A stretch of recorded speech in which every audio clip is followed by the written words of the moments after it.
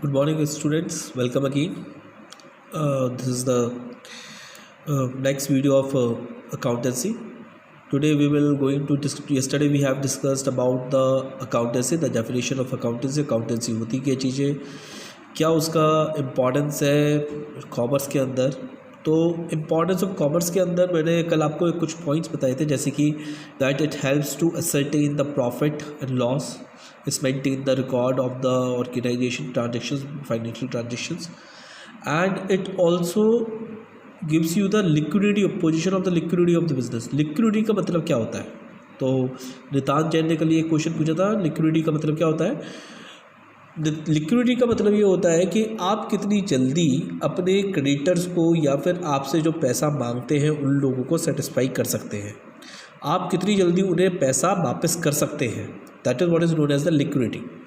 For an example, liquidity का मतलब एक एग्जाम्पल से मैं समझाता हूँ कि क्या हुआ कि कल अगर मैंने किसी से 50,000 रुपये उधार लिए, तो वो 50,000 रुपये उधार मेरे को इस हिसाब से दे सकता है कि वो मेरी ये चेक करेगा कि कल की डेट में उसको अगर 50,000 रुपये की ज़रूरत पड़े, जो कि उसने जो मुझे दिए हुए हैं, और वो अगर ये मांगता हो कि भाई मुझे 50,000 रुपये दे दो, तो उसको वो 50,000 रुपये मिल जाए। इसका मतलब क्या है कि मेरे पास में इतना कैश मौजूद होना चाहिए, इतना मेरे पास में लिक्विड असेट्स वो होते हैं जो ईजिली कैश के अंदर कन्वर्ट हो जाते हैं, और उन्हीं से वर्ड बना है लिक्विडिटी। लिक्विडिटी का मतलब ये होता है कि आपके पास में लिक्विड असेट्स यानी कि कैश या कैश इक्विवेलेंट आइटम्स कितने हैं। जैसे कि मैंने अभी 50,000 रुपये का एग्जांपल दिया कि मुझे किसी ने 50,000 रुपये दिए, तो वो मेरी लिक्विडिटी चेक करके दिखता है, मेरे लिक्विड असेट्स यानी कि कैश चेक करके, या फिर मेरी एक वैल्यू चेक करता है कि कल की डेट में अगर उसे 50,000 रुपये की ज़रूरत पड़े और वो मांगता हो मेरे से, तो मैं उसके पैसे लौटा सकूँ। That is what is known as the liquidity. समझ में आया क्या होगा। मैं इसका और आपको अच्छी तरीके से दिखा देता हूँ जो आपके बुक में है, और आप इसे बुक में घर पे पढ़ भी सकते हैं। These are the objectives of the accountancy. Just a second, मैं दिखा देता हूँ। Management accounting deals objectives, sources of income, information necessary.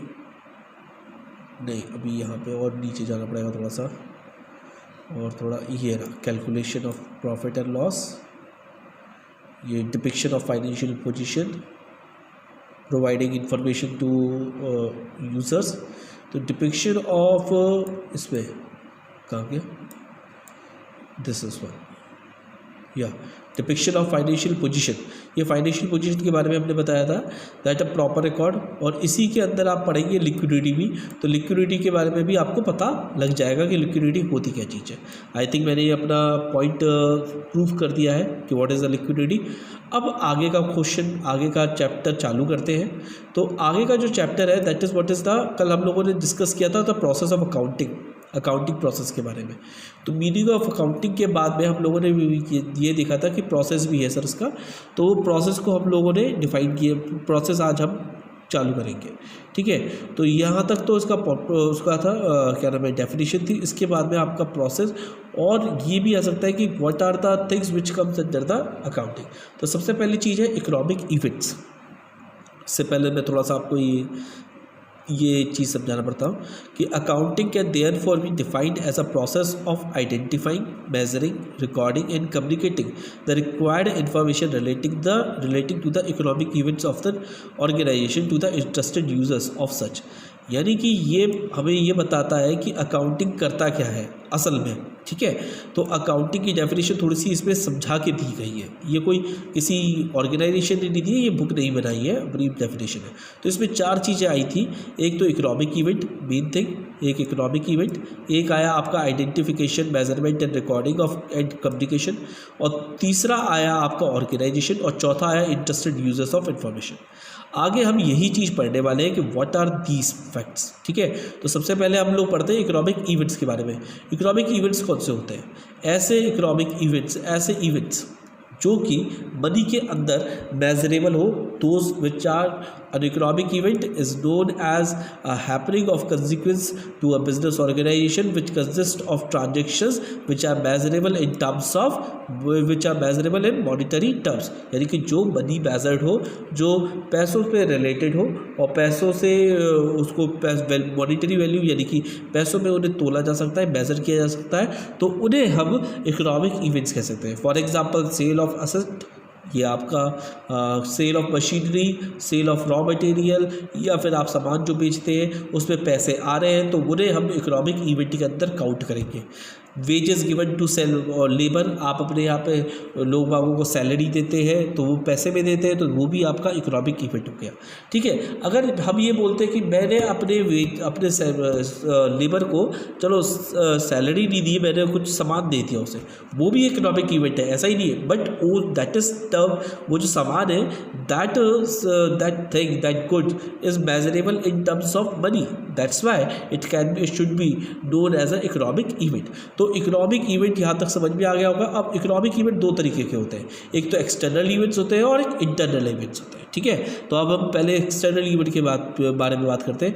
If an event involves transaction between an outsider and an organisation, these are known as an external events.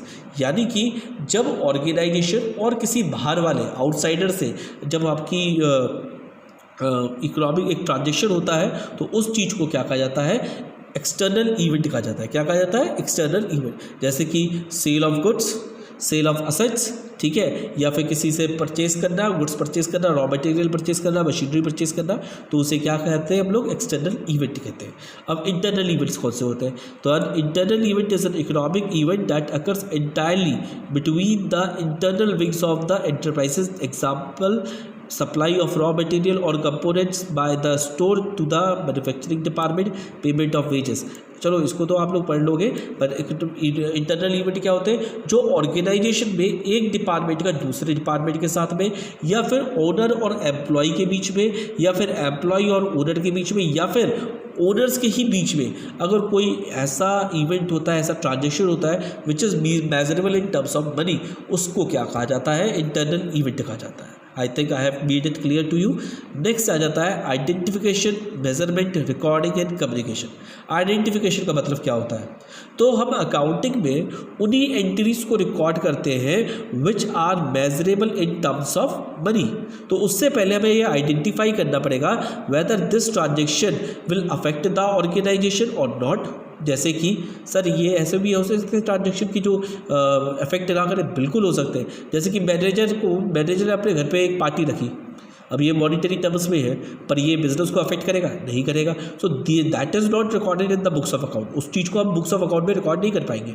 For example कि मैंने कुछ दान कर दिया, तो ये क्या मैंने ऑर्गेनाइजेशन के खाते से किया, नहीं किया। ऑर्गेनाइजेशन ने किया, नहीं किया। तो ये किसने किया, ये मैंने किया, ये मेरा पर्सनल है, तो that is also not recorded in the books of account. Identification का वर्बल या फिर बुक में मीनिंग ये दे रखा है, it means determining what transaction to record, that is to identity events which are to be recorded,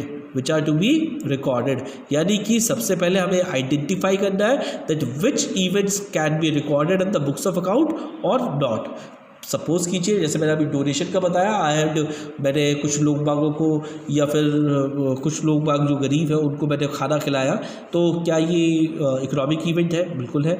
measurable in terms of money है, बिल्कुल है, but that is not affecting the business, so that can not be recorded in the books of account.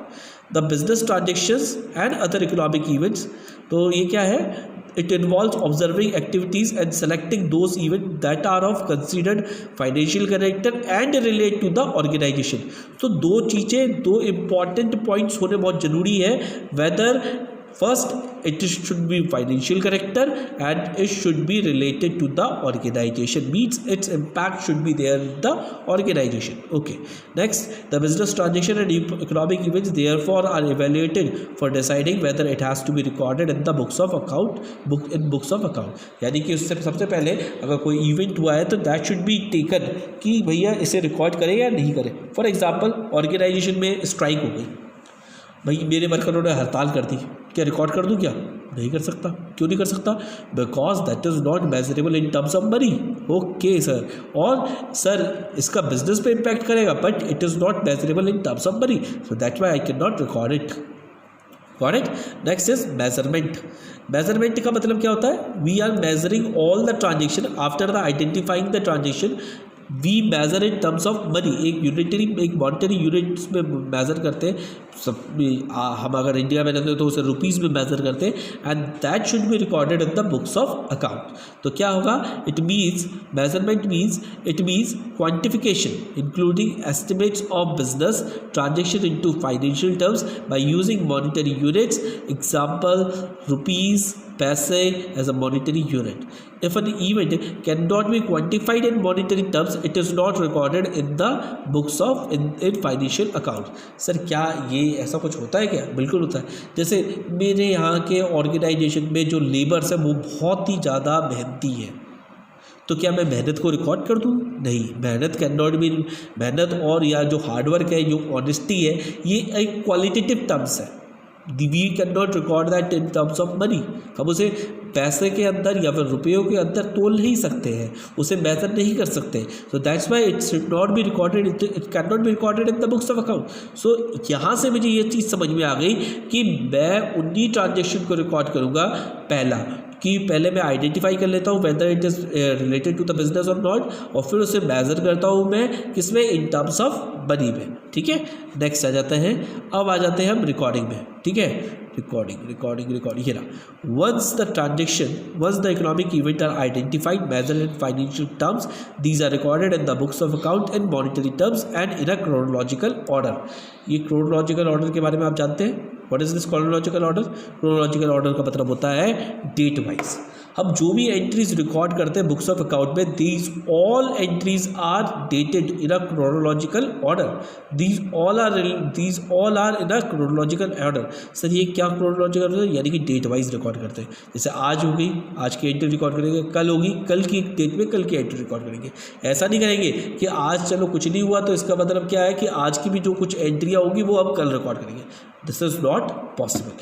So all the entries are recorded in the books of account in a chronological order, and when it is measured, when it is identified, all those economic events, first of all they are identified as they are related to the organization or not, and after that we measure it in monetary terms, and after that we record the entries or the events in a chronological order. Is it clear? तो यहाँ तक recording में समझ में आ गया। उसके बाद में हम लोग क्या करते हैं? What we use to communicate the economic events are identified, measure, recorded in that the pertinent information is generated and communicated in a certain form to management and other internal external users. अब ये चार में से ये भी एक है कि कम्युनिकेशन क्या होता है।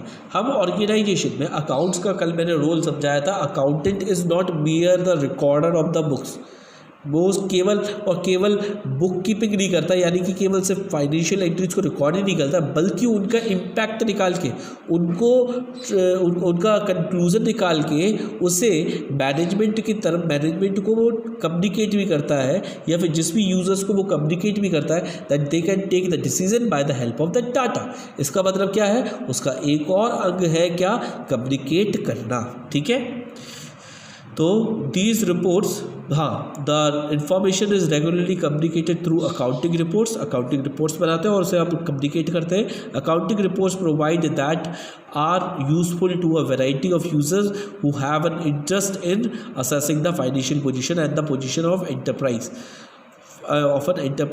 planning, controlling business activities and after making necessary decision time to time। यानी कि मैनेजमेंट को ये लोग कम्युनिकेट करते हैं या फिर उनके यूजर्स को कम्युनिकेट करते हैं कि क्या क्या वो लोग यूज़ कर सकते हैं उसमें से और उसके इन्फॉर्मेशन को। ठीक है, नेक्स्ट आ जाते हैं हम लोग इंटरेस्टेड यूजर्स में से। Who are the interested users? नहीं, एक ऑर्गेनाइजेशन और है।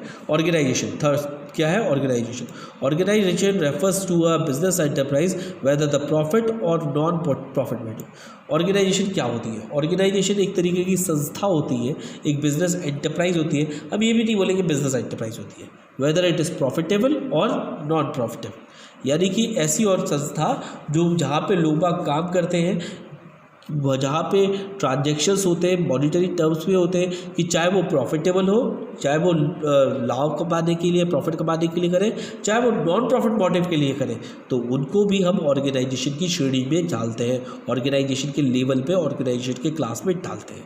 क्लियर हो गई बात। जैसे कि कई सारे ऐसे ऑर्गेनाइजेशन, जैसे कि आपका म्यूनसिपैलिटी, ये भी आपका ऑर्गेनाइजेशन है, आपका कोई एनजीओ वो भी ऑर्गेनाइजेशन है, दुकान ऑर्गेनाइजेशन है, कई तरीके की ऑर्गेनाइजेशन है। ऐसे तरीके के 8 टाइप की ओनरशिप होती है। ये बिजनेस स्टडीज़ में हम पढ़ाएंगे कि 8 टाइप की ओनरशिप्स होती हैं। ठीक है, नेक्स्ट आ जाता है interested users of the information. अब हम लोगों ने पढ़ा था इंटरेस्टेड यूजर्स, कम्युनिकेशन किसको करते हैं, इंटरेस्टेड यूजर्स को। अब इंटरेस्टेड यूजर्स कौन से होते हैं कि जिनका बिजनेस के ऊपर कोई ना कोई फ़र्क या फिर कोई ना कोई इम्पैक्ट होता है, उनका कोई मतलब होता है, उन्हें हम यूजर्स कहते हैं। ठीक है, अब interested users of information, account ने बता दिया, अकाउंटेंट ने रिकॉर्ड कर लिया, कम्युनिकेट कर लिया। कम्युनिकेट किसको करेगा, यूजर्स को करेगा। तो many users find financial information in order to make important decisions. Users किस लिए लेते हैं इसे, डिसीजंस लेने के लिए। तो यूजर्स को हम 2 तरीके की कैटेगरी में डाल सकते हैं। एक तो कहा जाता है इंटरनल यूज़र्स और एक कहा जाता है आपका एक्सटर्नल यूज़र्स।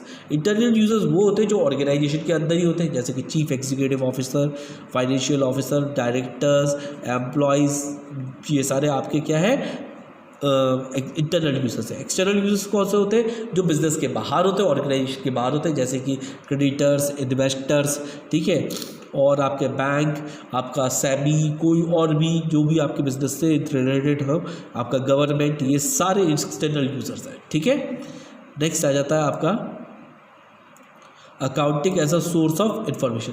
हम ये जो अभी पढ़ा ना हम लोगों ने, that is also known as the accounting process. उस चीज़ को अकाउंटिंग प्रोसेस भी कहा जाता है। ये ऊपर हम लोगों ने पढ़ा था इकोनॉमिक इवेंट्स, और फिर उसके बाद में क्या हुआ था, अकाउंटिंग प्रोसेस हुआ था, आइडेंटिफिकेशन, मेजरमेंट और रिकॉर्डिंग और समराइजिंग और इंटरप्रिटेशन के बाद में आपका रिजल्ट आ गया था। फिर उसके बाद में हम कम्युनिकेट कर देते हैं अकाउंटिंग इन्फॉर्मेशन को।